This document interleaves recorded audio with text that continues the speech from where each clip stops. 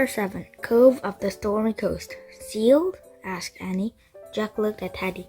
Did you say change into sealed? He asked. Indeed, said Teddy. That's what Silky do. They are people on land and sail in the sea. You're a seal? Jack asked Kathleen. Sometimes, said Silky, smiling. Jack just stared at her. He couldn't believe the beautiful world was sometimes a sail. Whenever I come ashore and dry off in the sun, my seal skins fell away, said Kathleen. Then I am as human as I am right now. Oh, I get it, said Annie. You're one of the seals we met in the water. Of course, said Kathleen, and Teddy was the other. Jack looked at Teddy. You? He stammered. How? Teddy grinned. I'm a magician, remember? He said. Kathleen laughed. Yes, but this time it was my magic that did the work, she said. She pointed to the two shiny gray skins lying on the sand. I gave him a seal skin and spoke the silky spell. You turned Teddy into the seal? Asked Jack. I, said Kathleen, and I shall do the same for you. I am sure my sister will not mind if we borrow 2 more of their skins. The Silky started toward a large pile of rocks. Teddy watched Kathleen go, then looked back at Jack and Danny. She had powerful magic indeed, he said. No kidding, said Annie. Jack was speechless. He couldn't believe he and Annie were about to become sealed. Kathleen came out from behind the rocks carrying 2 shiny skins. Take these, she said, handing them to Jack and Danny. The skins look like scuba drivers' wetsuits with hoods. Pull them on over your clothes, said Kathleen. Like this. She and Teddy picked up their own seal skins from the sand and began pulling them on. Jack and Danny did the same. Jack stretched the skin up over his legs and shorts, then over his arms and t-shirt. He felt as if he were wearing a thick layer of rubber. Before we cover our heads and face, we must wade into the water, said Kathleen. Follow me. Jack waded clumsily into the water with the others. This is crazy, he thought. You can't become seals just by putting on the seal's costume. Kathleen stopped them when they were waist deep. Slip on your hoods, she said. I will say a few words in Silky language. Then we shall all dive in. Teddy grinned at Jack and Danny. We have flown together through the sky, he said. Now we shall swim together in the deep, eh? Jack nodded, but he still didn't believe this could possibly work. Quickly, said Kathleen. Cover your heads and face. Dive as soon as I've spoken the spell. Jack pulled on his hood. He stretched it down over his forehead, then over his head, his glasses, nose, and chin. He couldn't see or talk. He wanted to rip the hood up, but Kathleen's voice stopped him. I can't throw a day me.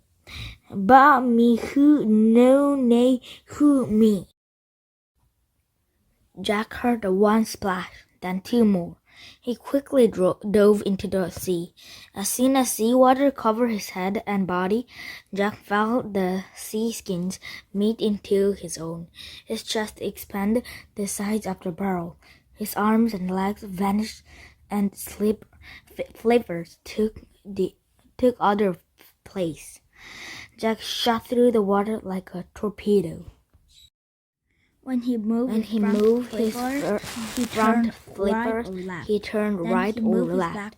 Then he moved his back flippers. He zoomed forward.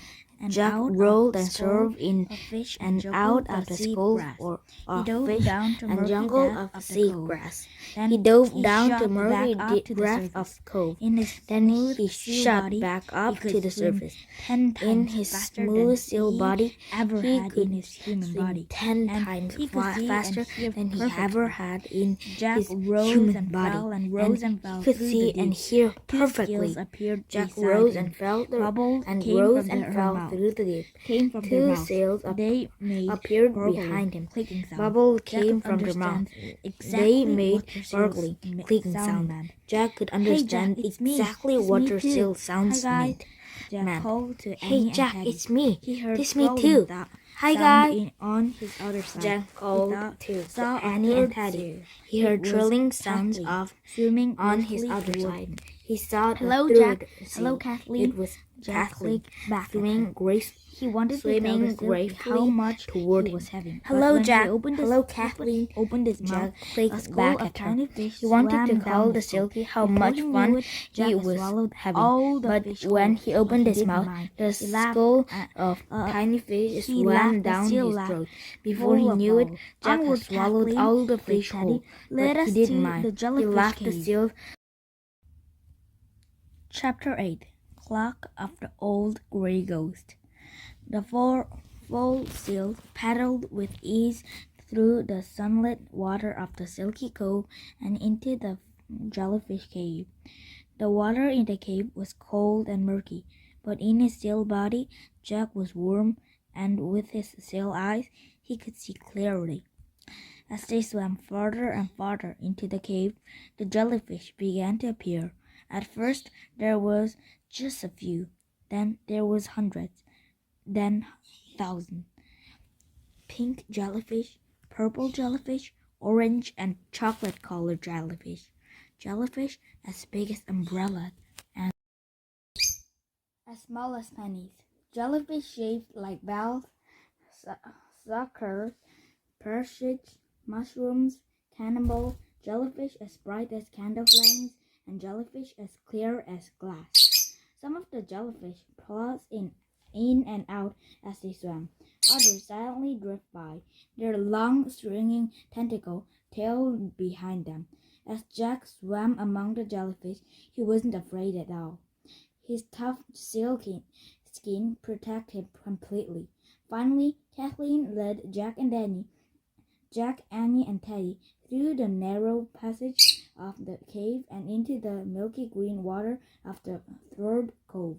The four silkies poked their heads above the surface of the water and took deep gulps of air. Jack's whiskers twitched as he looked around the cove of the stormy coast. The cove was completely silent. It was lit with haze, warm light. The water was flat and calm, without a single ripple. Circling the cove were strange green hills that shimmered in the afternoon light. Snow-capped mountains loomed above the hills. Jack could see the tree with the magic tree house on the distant sea cliff. Climb onto this rock and dry off, Kathleen barked. They all swam to the small rocky island in the middle of the cove. Jack hoisted his barely tear-stained body out of the water. He flopped beside the other and puffed and groaned. The still body then that had felt so grateful under water now felt heavy and awkward. Jack's skin began to feel tighter and tighter in the sunlight. Almost before he knew it, the skin had slipped from his body like old wrapping paper. He was human again, lying on the rock in his shorts and t-shirt. He sat up and pushed his glasses into place. That was great, said Annie. Jack looked at her. The same magic had happened to Annie and the others. They were all human again. Yeah, it was, said Jack. Jack said happily. He looked around, and I don't see any sign of the winter storm here.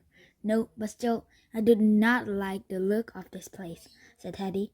The boy's sister frowned as he peered around at the cove. It gave me a quivers. Jack glanced anxiously at Teddy. If Teddy was afraid, something must be wrong. Teddy never acted as if he were afraid of anything. Well, the days were on, Teddy said, looking up at the sinking sun. Let us hurry ashore to find our sword, so we can leave this cove as quickly as possible. I fear our search may be difficult, said Kathleen. Look, this gray frog was rolling down from the mountains. As they watched, the fog hid the sea cliff where their treehouse had landed. Within a moment, the fog had completely covered the green hills. Then it swept over the windless water of the cove. Oh dear, said Kathleen, the clock of the old grey ghost is upon us. The clock of the old grey ghost? Asked Annie. Aye, that's what we silky call the very thick fogs, said Kathleen, and that's the line in Merlin's rhyme, said Annie. Dive neath the clock of the old grey ghost. Jack breathed a sigh of relief. Grey ghost wasn't a ghost at all. It was just another name of fog. For fog. So I guess we just go ashore and look for the sword under the fog somewhere, he said. The rhyme said we dive, said Teddy, so perhaps we do not go ashore at all. Oh, right, said Jack. Does that mean we got to turn back into seals? Shivering in the cold fog, he was eager to slip back into his warm, protective seal body. I fear we cannot all be seals, Kathleen said, for how could we grasp the heavy sword with our flippers? You and Teddy be the sail, and then look for the sword, said Annie. Jack and I can swim down and grab it after you show us where it is. Jack was about to say he'd rather be the sail, but before he could speak, Teddy piped up. Excellent plan, he said. Indeed, said Kathleen. Your friends are very brave. She turned and smiled warmly at Jack. Sure, no problem, he said. Let us make haste, said Teddy. Hidden by the fog, he and Kathleen pulled their sealskins back on. A moment later, Jack heard Teddy called out, Farewell, friends, and Kathleen spoke her silky spell. Her words were followed by two splash. What do we do now? Jack asked. We wait for them to find the sword, said Annie. I hope they hurry, said Jack, shivering. Me too, said Annie. They listened for the barking of the seals. They listened and listened. I wonder what time is it, said Annie. Impossible to tell, said Jack. They better shh, said Jack. He heard a faint seal bark, then another and another, but in the thick fog he couldn't tell where the bark were coming from. Where are they? He said. I think they're over there, said Annie. Splash! Annie had jumped in. Jack couldn't see her in the fog. Annie, where are you? He shouted. Here! And Annie yelled through the ghostly mist. Come on! Jack pushed his glasses down on the rock. Then he slowly lowered himself into the water. As he started after Annie, his human body felt thin and frail compared to his powerful seal body. He couldn't swim nearly as fast. He couldn't hold his breath underwater for nearly as long, and he was freezing cold. The seal bark grew louder and louder. Brah, brah. Jack didn't see their two friends until he nearly bumped into them. Teddy and Kathleen were swimming in the tight circle, working excitedly. Did you find the sword? Did you find the sword? And shouted at them. Is it here? The seals barked and dove under the water. Jack and Danny took a deep breath and followed. The seals swam quickly to the sandy bottom of the cove. They circled and grimly off Jack, sticking out of the sand. It was the golden hand of the sword. Chapter 9. The Sword of Light. Annie pointed to the sword handle. Jack nodded, but he was running out of air. He swam back up to the surface. Annie followed him. Their heads bobbed above the water, and they gasped. "Did you see it?" cried Annie. "The handle of the sword?" "Yes, a blade must be buried in sand," said Jack. "We have to pull it out," said Annie, "and we have to hurry." "Right," said Jack. He and Annie took giant gulps of air. Then they swam back down to the bottom of the cove. Jack got to the sword first. He grabbed the thin handle and pulled. The sword didn't budge. He pulled again. The sword still didn't move. Annie grabbed one side of the handle.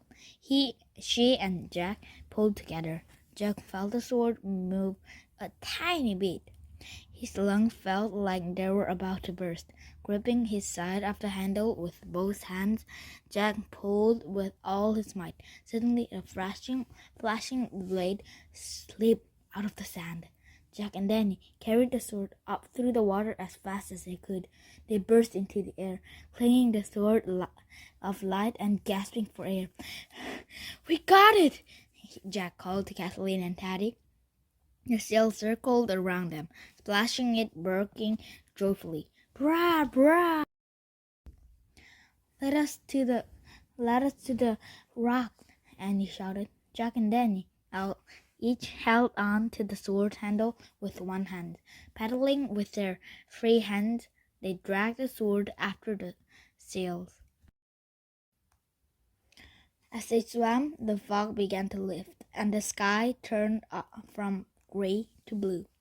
By the time they reached the rocky island, light from the late afternoon sun was again glittering off the strange green shoreline. "Hold the sword while I get out," Jack shouted to Annie. Jack climbed onto the rocky island. He took the sword from Annie, then carefully pulled it up onto the rock and let it on its side. Annie climbed out of the water. Nearby, Teddy and Kathleen poked out their still heads. They were all silent as they stared in wonder at the sword. "Wow," breathed Annie. "Yeah," Jack nodded. "The mighty sword reflects the burning light of the setting sun. Its blade glowed as if it too were on fire."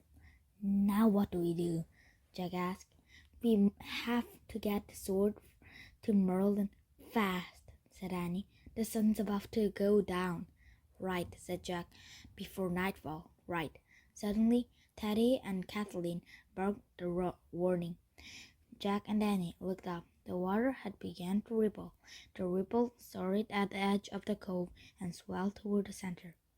Waves crashed against the small rocky island, sending off a great shower of spray. "What's going on?" said Jack. "Maybe the bad storm's coming," said Annie. "Brah, brah!" Kathleen and Teddy tried to haul themselves onto the rock, but the wave pushed them away. "We've got to help them," said Annie. She and Jack tried to help the seal out of rough water. Their hands slipped over the silky skin. Then they nearly toppled into the water themselves. The wave kept rolling and splashing. "Brah, brah!" The two sails were swept away from the rocky island. "Look!" cried Annie. "The land is moving." Jack looked at the strange green shoreline surrounding the cove. It was moving.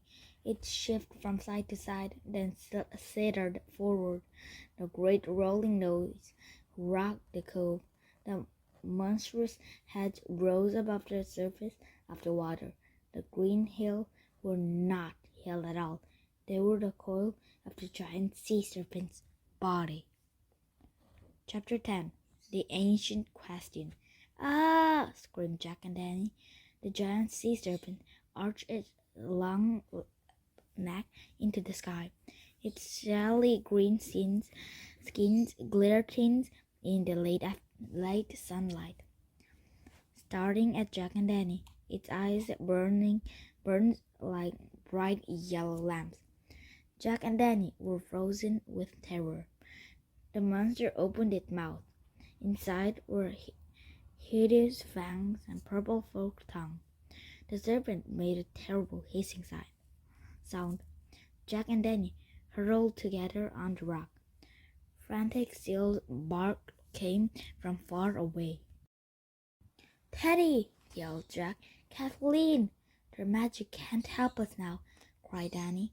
"They're stuck in their seal." Before she could finish, the sea serpent deep voice boomed through the cove. "Who are you? And why are you stealing the sword of light?" Jack was too stunned to answer, but Andy shouted back at the monster.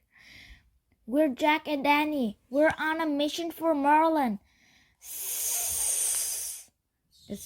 The serpent hissed angrily.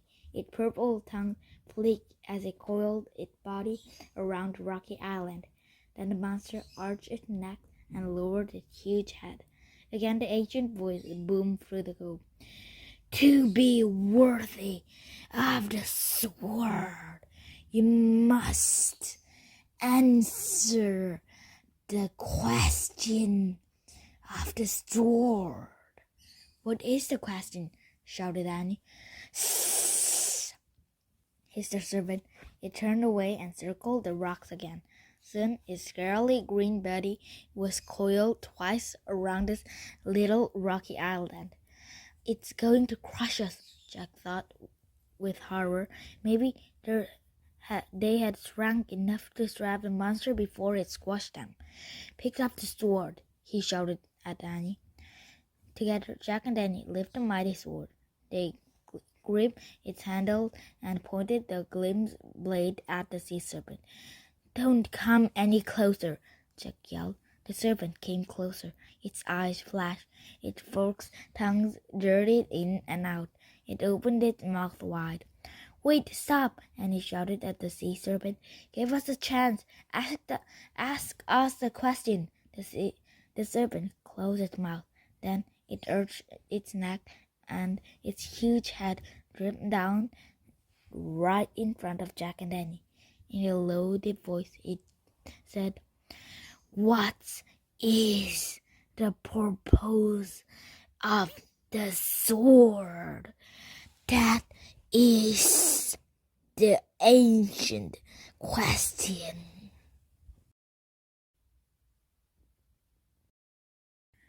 "Okay, the purpose of the sword. Just a minute," shouted Danny. She turned to Jack. "What is the purpose of the sword?" she asked. "To defeat your enemies," Jack said. Annie shook her head. "That doesn't sound right." "To force them to give up," Jack said. "To slay them? No, I'm sure that's not right," said Annie. "Sssss," the serpent hissed at them impatiently. "Then what?" said Jack. "I don't know," said Annie, "but maybe it's not about fighting at all. Look at that." Jack stared at the gleaming sword. Its silver blade glowed against the red sunset sky. Staring at the wondrous sword, Jack felt calmer. A strange sense of joy and relief came over them. "Answer the question," the serpent boomed. Jack's mind became clear. "I think I've got it," he said. "Remember the line from Merlin's rhyme? Answer the question with love, not fear." "Yes," said Annie. "That's it. It's not about fighting. It's about not being afraid." "Answer the question," the serpent boomed. Jack looked up at the serpent's face, and as he stared deep into its yellow eyes, he no longer felt any fear. It was the serpent who seemed afraid now. "The sword should not be used to harm anyone or anything," Jack shouted. "That's right," said Annie. "It should be used for good only." The serpent stopped swaying. It flicked its tongue. The sword should not make people afraid, said Jack. It should help take away their fear. If they're not afraid, they'll stop fighting. The serpent was very still. The purpose of the sword is not fighting, Jack shouted. The purpose of the sword is peace. Chapter 11. Sword and Rhyme. The sea serpent moved its head very close to Jack and Danny, and hissed a long whispery "Sssss." The serpent's flicking tongue touched the sword of the moment. Jack heard nearly stop, but when the serpent slowly pulled back its head and began uncoiling itself from around the rocky island. The monster kept uncoiling its great body until once again one wide ring surrounded the cove like a circle of the green hills. Then the serpent's head sank beneath the water with barely a ripple. It was impossible to tell where its body started and where it ended. Jack and Danny lowered the sword of light and laid it back on the rock. Then they let out a huge sigh of relief and sat down next to the sword. Kathleen and Teddy poked their heads up from the calm waters. Brah, brah, they barked. Jack and Danny laughed. It's safe to come out now, Jack, Annie called. The seals hauled themselves onto the rocky island. Then they plopped out the side. The sword helped us answer the ancient question, said Jack. They all looked at the sword of light. It glowed brightly, even though the sun had slipped below the horizon and the purple sky was fading into twilight. We still have to get it out here before it's completely dark, said Annie. I know, said Jack. But how? Look at Merlin's rhyme, said Annie. Jack took the shell from his pocket. He read the last line of Merlin's rhyme. With rhymes and sword, go, your home is near. Jack looked up. That doesn't make sense, he said. Perhaps it does, said Teddy. Jack and Danny turned around. Teddy and Kathleen were standing behind them. Their sealskins had silently slipped off. They were human again. Perhaps it called for the magical rhyme, said Teddy. And I am the magician, remember? And he laughed. How could we forget? He said. As she said, Teddy grinned. I have gotten much better at my rhyme, he said. Just watch. He rubbed his hands together. Then he carefully picked up the sword of light. He gripped its handle with both hands. He pointed the silver blade toward the treehouse on the distant sea cliff. Teddy took a deep breath. Then he shouted, "Oh, sword of light, now light the night." Teddy paused. Jack grew worried. Teddy always had trouble finishing his rhyme, and even the one he did finish never worked the way they're supposed to. Kathleen stepped close to the young sorcerer. Say it again, she said softly. Teddy called out again, "Oh, sword of light, now light the night." Kathleen finished the line in silky language. Ma e bree so ro e breach. The sword began to vibrate in Teddy's hand. There were a roar and blast of white light. Shimmering beams shot through the dark. The beams wiggled and waved, then steamed together to make glittering bridge. The bridge spanned the purple darkness of dusk. It stretched from the rocky island in the middle of the cove of the sea cliff above the coast. Then Teddy lowered the sword. When Teddy lowered the sword, the bridge remained in the sky. Wow, whispered Annie. She turned to Kathleen. What did you say to finish the rhyme? Ma e bree sa ro e breed. Kathleen told her. Make a bridge strong and bright.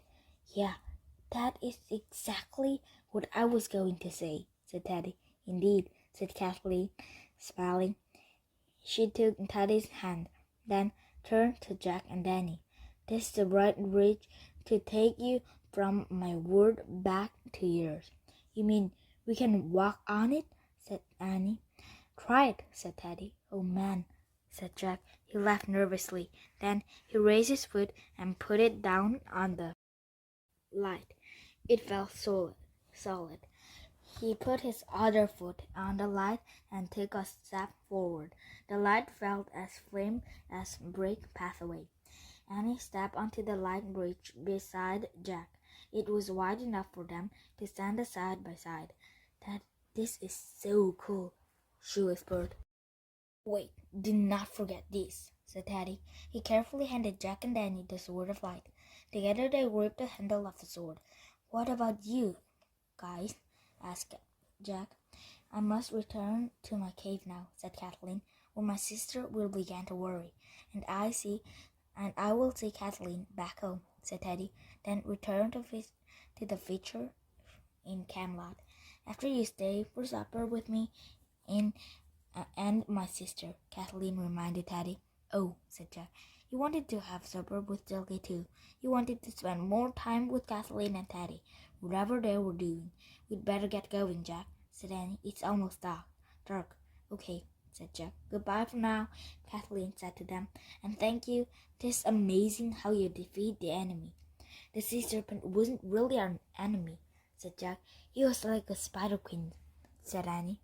"They both seemed really scary until we got to know them." "Yeah," said Jack. "Will we see you again?" Annie asked Teddy and Kathleen. "Yes, I have a feeling you will see both of us again soon," said the Silky. "We will find you when you least expect it," said Teddy with a grin. "Now, my friends, you must go. Night comes quickly upon you. Farewell." "Farewell," said Jack and Danny. They turned and started walking up the bright bridge. High above the water, the sword light swung over the cove like swaying lantern. The water below shimmered with sparkling ripples. Jack heard two splash behind them. He stopped and listened. "Go, go, go," whispered Annie. Jack started walking again. He and Danny climbed higher and higher until they came to the end of the bright pathway. They stamped off the bridge and onto the rocky sea cliff above the cove. Clutching the handle of the sword, they looked back. The shining bridge shuddered into the million pieces of golden light. Like a sparkle of the firecracker, the glittering piece rained down through the sky. Then they quickly burned out. The cove below was dark and silent, except for the distant barking of seals. Chapter 12. The Isles of Elven. "Now what?" Jack asked. "Now I thank you," said a deep voice. "Merlin!" cried Annie. Merlin stepped out of the shadow. He wore his red magician's cloak. His long white beard shone in the radiant glow of the sword. "You brought the sword of light out of the gloom just in time," he said, "before nightfall and the summer solstice." Why did we have to get it on the summer solstice?" said Jack. "That is the day when the power of the Ice Wizard of Winter are weakest," said Merlin. "The Ice Wizard of Winter?" said Annie. "Does the sword belong to him? Did we just steal it from him?" "No," said Merlin.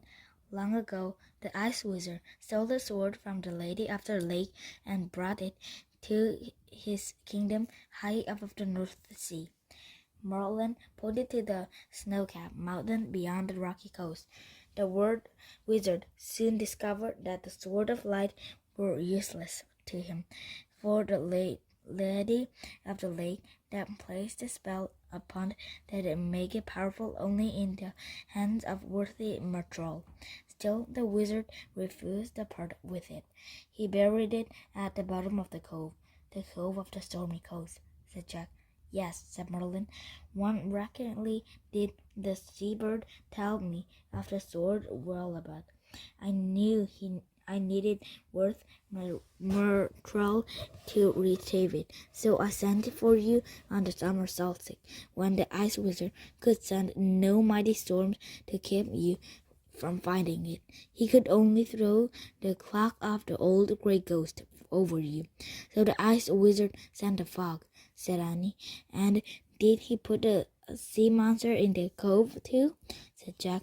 Merlin smiled. No, the serpent served the lady of the lake. Long ago, he secretly took it upon himself to find a sword and guard it. The sword in the stone, said Merlin. This sword has a name. Asclepius. Asclepius, said Jack and Danny. I will take it back to the Isle of Erlin now, said Merlin, as return it to Lady of the Lake. Some day, after Arthur is king, she'll be given to him. The sword will help him face many challenges bravely and wisely. He will. Merlin was interrupted by the strange sound from the water below. It sounded like a deep bellow of foghorn. What was that? Said Jack. Ah, yes, there is one last thing to do, said Merlin. He raised the sword and pointed it toward the cove of Stormy Coast. Like the beam of the giant searchlight, the sword lies steam over the black waters. Merlin moved the beam back and forth as if he was looking for something. Ah, he said, there it is. The light revealed the gigantic heads of the sea serpent. Its yellow lamp-like eyes shone back at them. More now, said Merlin, for he had lost his purpose for being here. This time we help him home to the water of Almond. The magician lifted the sword slightly. The beam made a path to show the monster the passage out of the cove. The giant serpent slid through the water and soon disappeared beneath the wave of the dark summer sea. His mission is done now, said Annie. Yeah, and so is yours, my friend, said Merlin. You must climb the ladder to your treehouse and go home. By the light of the sword, Jack and Danny found their way to the rope ladder and climbed up into the treehouse. But when they looked out the window, they saw Merlin standing in the glow of the swords of light. Bye, Jack and Annie called. The magician raised his arms and spread his fingers in the wave of farewell. Merlin's gestures seared something in Jack's memory, but he wasn't sure what it was. Let's go now, Annie said. Jack took a seashell out of the pocket. He pointed to the word of Rock Creek. I wish we could go home, he said. Wait, said Annie. Our shoes. We left them on the beach. Too late. The wind started to blow. The treehouse started to spin. It spun faster and faster. Then everything was still. Absolutely still. Jack opened his eyes. The warm summer breeze wafted into the treehouse. The noon sun shined beneath the tree leaves. No time all had passed in Frog Creek. Merlin was the water knight, Jack said. What? Said Annie. When he said goodbye, Merlin gave us the same wave the water knight gave us, said Jack. Remember? Jack raised his hand to imitate Merlin's gestures. You're right, Annie laughed. Why didn't I think of that? He always helped us get started on our mission, and now we have 3 things from him, said Jack. He put the pale blue shell on the floor next to the royal invitation and the yellow autumn leaf. Then he looked at Annie. Home? He said. She nodded. They climbed down the rope ladder and started walking barefoot through the damp, leafy woods. I guess we'll just have to tell Mom we've lost our shoes in the time before Camelot, said Jack. Yeah, said Annie, on our way to get the sword of light that was stolen by the ice wizard. of winter and guarded by the giant sea serpent who survived the lady of the lake. You're right, said Jack. A simple explanation. You ready to go swimming at the lake now? Asked Annie. Jack remembered the thrill of being seals and zooming through the deep waters. It won't be the same without Kathleen and Teddy, he said. We won't be sealed, but we can pretend. We can pretend, said Annie. Let's go hurry before Mom decided it's too late to go. They took off running. They ran barefoot through the woods, over sticks and leaves, through the dappled moonlight. Then they ran down the street. They were out of breath by the time they reached their yard. Oh, wow, said Annie. Look. She pointed at the porch. Sitting in front of the door was their sneakers. Jack and Danny climbed the porch, picked up their shoes. As Jack turned his over, fine white sand fell out, and a couple of tiny silver paddles. How? He said. The seagulls screeched overhead. They looked up.